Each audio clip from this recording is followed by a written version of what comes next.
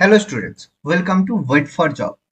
আজকে আমরা কিছু কোশ্চেন আলোচনা করব ম্যাথমেটিক্সের, একটু স্ট্যান্ডার্ড লেভেল, একটু হার্ড লেভেলের, যার মধ্যে আমাদের সময় কার্য, সময় দূরত্ব থেকে প্রশ্ন থাকবে।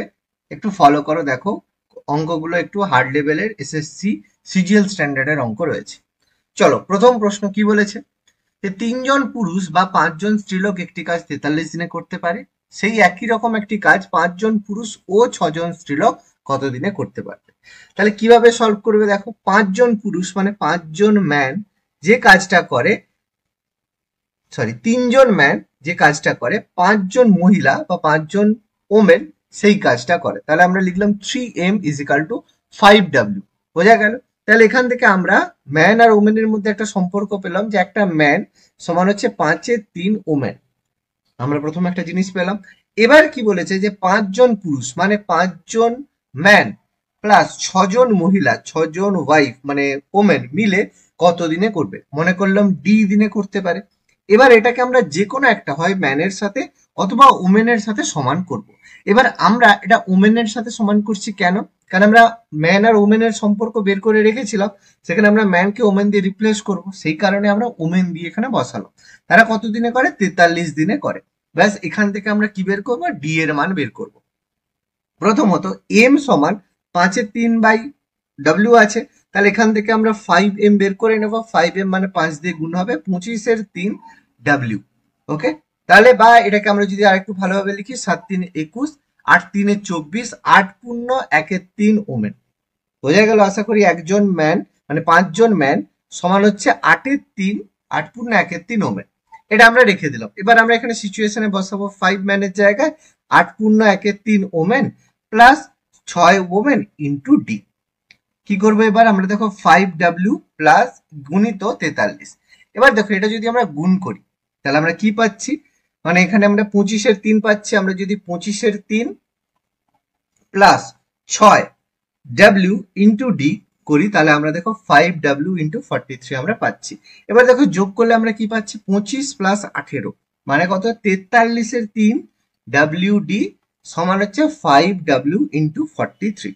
দেখো আমরা এখানে ww বাদ দিয়ে দিলাম, তাহলে d সমান এখানে কত হচ্ছে, 43 বাদ চলে গেল, d সমান হচ্ছে কত, d সমান হচ্ছে দেখো 5×3 = 15 দিন।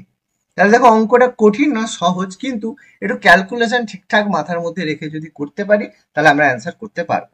ওকে, চলো পরবর্তী প্রশ্ন কি বলেছে। আচ্ছা, পরবর্তী প্রশ্নের আগে তোমরা এখান থেকে অধ্যায় ভিত্তিক ম্যাথমেটিক্স, ডব্লিউবিপি, কেপি, রেলওয়ের যে প্র্যাকটিস সেট এবং জিকে এর ইনফরমেশন, ইম্পর্টেন্ট জিকে তোমরা খুবই কম মূল্যে কিনতে পারবে। নিচে দেওয়া হোয়াটসঅ্যাপ নাম্বারে যোগাযোগ করো, অথবা ডিসক্রিপশন বক্স থেকে পিডিএফ কেনার লিঙ্ক তোমরা পেয়ে যাবে। চলো পরবর্তী প্রশ্ন। বলেছে শ্যাম এবং যদু, ভীষণ ভীষণ ভীষণ গুরুত্বপূর্ণ অঙ্ক, খুব সোজা মনে হতে পারে দেখে, কিন্তু এত সহজ অঙ্কটা নয়। বলেছে শ্যাম প্লাস যদু একটি কাজ যত দিনে করতে পারে, একটা দিনে, তাহলে রাম একা সেই কাজটা তত দিনে করতে পারে। তার মানে শ্যাম প্লাস যদুর এফিসিয়েন্সি রামের এফিসিয়েন্সির সঙ্গে সমান। ভালো কথা। এবার বলছে রাম প্লাস শ্যাম একসাথে কোনো কাজ যদি 15 দিনে করে, যদু একা সেই কাজটা 30 দিনে করে। বোঝা গেল? তাহলে এখান থেকে আমরা একটা এলসিএম পাচ্ছি 30, 15 2 1। এবার দেখো ভীষণ ভীষণ গুরুত্বপূর্ণ জায়গার মধ্যে আমরা এসে গেছি। রাম প্লাস শ্যামের এফিসিয়েন্সি 2, যদুর এফিসিয়েন্সি 1। তাহলে আমরা যদি যোগ করি, রাম প্লাস শ্যাম প্লাস যদু, এদের তিনজনের এফিসিয়েন্সি কত হবে? একসাথে 3 হবে। এটা আমরা রাখলাম, ঠিক আছে। এবার গুরুত্বপূর্ণ কি, শ্যাম প্লাস যদুর এফিসিয়েন্সি রামের এফিসিয়েন্সির সাথে সমান। তার মানে আমরা এখান থেকে শ্যাম প্লাস যদুর জায়গায় আমরা রাম লিখতে পারি। তার মানে দেখো নিচের ইকুয়েশনে শ্যাম প্লাস যদুর জায়গায় আমরা যদি রাম লিখি, তাহলে 2 রাম মানে 3 এফিসিয়েন্সি, রাম মানে হবে 3/2 এফিসিয়েন্সি। এটা মাথায় আসাটা কিন্তু খুবই গুরুত্বপূর্ণ। তাহলে টোটাল যে কাজ কত, 30 ইউনিট কাজ।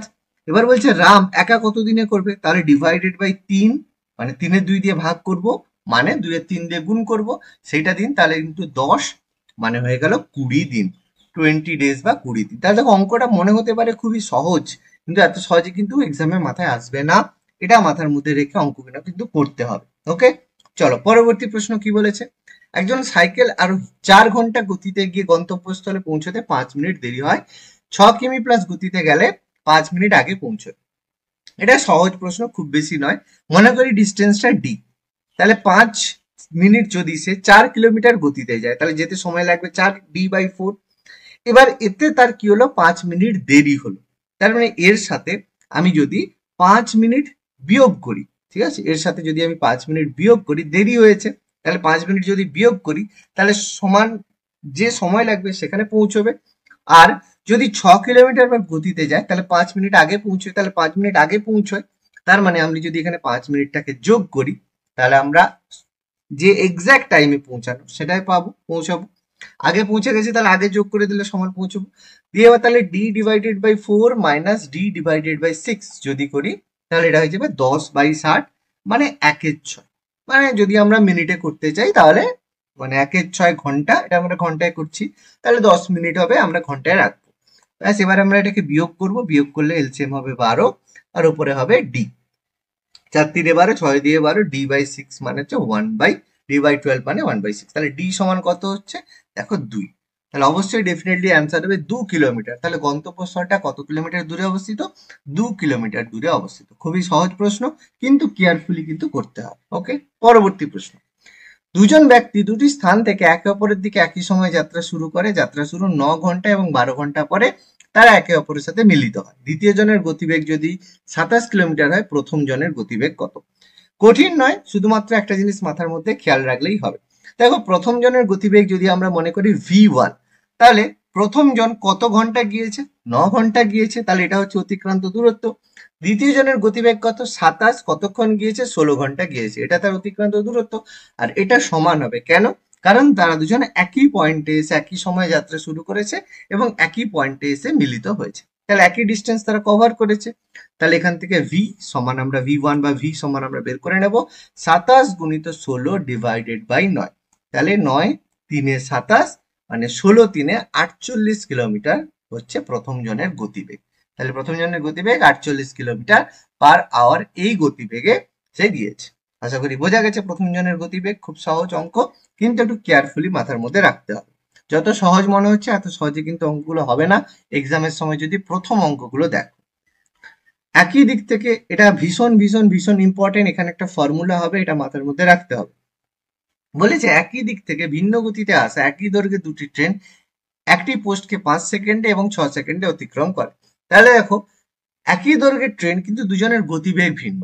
তাহলে দেখো, প্রথম যে এটা রয়েছে, এবং যখন একটা পোস্টকে অতিক্রম করে নিজের দূরত্ব অতিক্রম করে, তার মানে প্রথম যে ট্রেন সে 5 সেকেন্ডে অতিক্রম করেছে, দ্বিতীয় যে ট্রেন সে 6 সেকেন্ডে অতিক্রম করেছে। এবার আমরা জানি সময় আর গতিবেগের সম্পর্ক রেসিপ্রোকাল হবে যদি একই দূরত্ব হয়। তাহলে প্রথম যে ট্রেনটার গতিবেগ সেটা অবশ্যই 6x ধরতে হবে, দ্বিতীয় ট্রেনটার গতিবেগ 5x ধরতে হবে। কেন, যে 6 সেকেন্ডে গিয়েছে তার গতিবেগ নিশ্চয়ই বেশি, আর যে ছ মানে 5 সেকেন্ডে গিয়েছে তার গতিবেগ বেশি, যে 6 সেকেন্ডে গেছে তার গতিবেগ একটু কম হবে, সময় কম, কারণ দূরত্ব একই। এবার দেখো, এবার আসল গুরুত্বপূর্ণ জায়গায় আসবে, সেটা হচ্ছে ট্রেনের দৈর্ঘ্য, কারণ এখানে যেহেতু মেনশন করার নেই ট্রেনের দৈর্ঘ্য। এবার ট্রেনের দৈর্ঘ্য আমরা যদি এক্স ধরি বা কোনো কিছু ধরি, আমাদের ক্ষেত্রে ক্যালকুলেশন করতে অনেক সমস্যা হবে। তাহলে ট্রেনের দৈর্ঘ্য করার সব থেকে গুরুত্বপূর্ণ কি, এই যে দুজনের গতিবেগ রয়েছে তাদের আমরা এলসিএম বের করব, লসাগু করব। লসাগু কত হবে, লসাগু হবে দেখো 30x হবে তাদের এলসিএম। তাহলে এই 30x হবে ট্রেনের লেন্থ, একটি ট্রেনের দূরত্ব। তাহলে যখন দুজনে একে অপরকে অতিক্রম করবে, তাহলে দূরত্বটা তখন ডাবল হয়ে যাবে, 60x হয়ে যাবে, কারণ 30x + 30x এটা হয়ে যাবে আমাদের ডিস্টেন্স, মানে টোটাল দূরত্ব যাচ্ছে। এবার হচ্ছে আপেক্ষিক স্পিড, রিলেটিভ স্পিড, কারণ একই দিকে তারা যাচ্ছে, দেখো একই দিকে বলেছে, একই দিকে গেলে গতিবেগের বিয়োগ হয়, মানে 6x - x হবে x। তাহলে x হচ্ছে তাদের রিলেটিভ স্পিড। তাহলে আমরা যদি ভাগ করি 60x/x, তাহলে অ্যান্সার হবে 60 মিনিট 60 সেকেন্ড, তার মানে হবে 1 মিনিট। তাহলে অঙ্কটা আপাত দৃষ্টিতে মনে হতে পারে খুবই সহজ, কিন্তু এক্সামের সময় দেখবে যথেষ্ট কঠিন হবে, কারণ এই কনসেপ্ট না থাকলে কিন্তু অঙ্ক করাটা মানে কষ্টকর হবে। পরবর্তী প্রশ্ন কি বলেছে, একটি নৌকা স্রোতের অনুকূলে নির্দিষ্ট দূরত্ব অতিক্রম করে 9 ঘন্টায়, প্রতিকূলে ফিরে আসে 27 ঘন্টায়। স্থির জলে নৌকার গতিবেগ যদি 12 কিলোমিটার/ঘন্টা হয়, যাত্রাপথের দূরত্ব কত? আমরা খুবই সহজে স্রোতের গতিবেগ ধরে নেব। তাহলে নৌকার বেগ প্লাস স্রোতের বেগ, মানে অনুকূলের কথা বলা হচ্ছে, অনুকূলে গিয়েছে 9 ঘন্টায়, প্রতিকূল মানে 12 - x, নৌকার বেগ মাইনাস স্রোতের বেগ গিয়েছে 27 ঘন্টায়। ব্যাস এখান থেকে আমরা এক্স বের করে নেবো, এক্স বের করলেই সেখান থেকে আমরা 12 প্লাস এক্স ইন্টু 9 বের করে নেবো, তাহলে অতিক্রান্ত দূরত্ব পেয়ে যাবো। ব্যাস তাহলে আমাদের এখান থেকে আমরা যদি গুণ করি 12 9 108 প্লাস 9x সমান 12 ইন্টু 27 মাইনাস 27 ইন্টু এক্স। এবার যদি আমরা একই দিকে নিয়ে যাই তাহলে অ্যান্সার কি হবে? তাহলে যোগ করলে হবে দেখো 36x সমান হয়ে যাবে 12 ইন্টু 27, আমরা এটা গুণ করে নেব 12 গুণিত 27, তাহলে 12 সাথে 84, 12 সাথে 84, 12 দিয়ে 24, তাহলে হবে 324, 324 মাইনাস 108। তাহলে x সমান কত হচ্ছে? তাহলে x সমান হচ্ছে দেখো এখানে বিয়োগ করলাম 6, এটা হচ্ছে 1, এটা হচ্ছে 2, 216 বাই 36। তাহলে এটা কত হচ্ছে? 216 36 দিয়ে ভাগ করলে 6, তাই তো 6 6 36, হ্যাঁ, তাহলে বা x হচ্ছে তাহলে 6। তাহলে অতিক্রান্ত দূরত্ব কত? দূরত্ব আমরা বের করব 12 প্লাস 6 মানে 18 গুণিত 9, 18 গুণিত 9 মানে 9 9 81, 2 162 কিলোমিটার। বোঝা গেছে? খুবই সহজ প্রশ্ন, কিন্তু কেয়ারফুলি আমাদের অঙ্ক কিন্তু করতে হবে। চলো পরবর্তী প্রশ্ন কি বলেছে?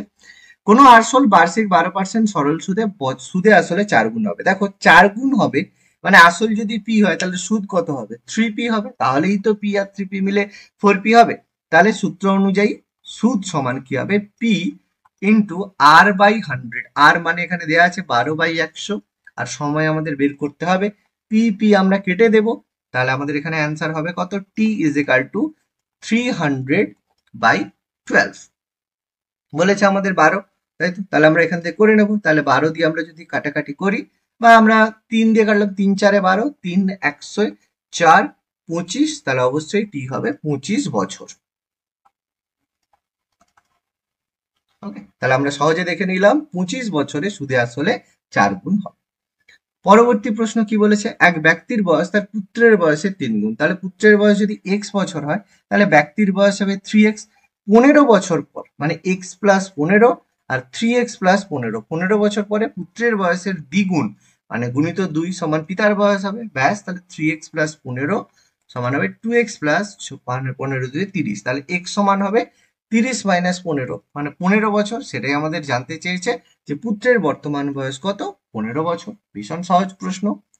পরবর্তী প্রশ্ন, একটি আয়তকার বাগানের দৈর্ঘ্য 12 মিটার, কর্ণ 13 মিটার হলে ক্ষেত্রফল কত? তাহলে আমরা একটা আয়তকার যদি জমি আঁকি, তার দৈর্ঘ্য বলেছে 12 মিটার, কর্ণ বলেছে 13 মিটার, তাহলে প্রস্থ কত হবে? প্রস্থ যদি আমরা এক্স মনে করি, এটা একটা সমকোণী ত্রিভুজ, তার 13 হচ্ছে তার অতিভুজ, 12 হচ্ছে তার লম্ব, এক্স হচ্ছে ভূমি, তাহলে অবশ্যই 12 স্কোয়ার প্লাস এক্স স্কোয়ার সমান হবে 13 স্কোয়ার। তাহলে এক্স স্কোয়ার সমান হবে 13 স্কোয়ার মাইনাস 12 স্কোয়ার। 13 স্কোয়ার মানে 169, 12 স্কোয়ার মানে 144, বিয়োগ করলে হবে 25। এক্স স্কোয়ার সমান যদি 25 হয় তাহলে এক্স সমান হবে 5। তাহলে আমরা পেয়ে গেছি দৈর্ঘ্য 12, প্রস্থ 5, তাহলে 12 5 60 বর্গ কিমি হবে তার ক্ষেত্রফল। একদম সহজ প্রশ্ন, আশা করি বোঝা গেছে। বর্গ কিমি হবে তার হচ্ছে ক্ষেত্রফল। ওকে, চলো লাস্ট প্রশ্ন। আশা করি বুঝতে পেরেছো, অঙ্কগুলো খুব স্ট্যান্ডার্ড লেভেলের অঙ্ক ছিল। বর্গক্ষেত্রের বাহু যদি 22 সেন্টিমিটার হয়, একটা বর্গক্ষেত্র 4টে বাহু সমান, বাহু বলেছে 22 সেন্টিমিটার, তাহলে এর পরিসীমা কত হবে? 4টে বাহু সমান মানে 22 গুণিত 4 মানে 88 হবে তার পরিসীমা। তাহলে সমান পরিসীমা বিশিষ্ট বৃত্তের ব্যাসার্ধ কত? তাহলে বৃত্তের যদি ব্যাসার্ধ আর হয় তাহলে 2 গুণিত 22 7 2 পাই আর সমান হবে 88, যেহেতু সমান বলেছে তাহলে আর সমান এখানে কত হবে?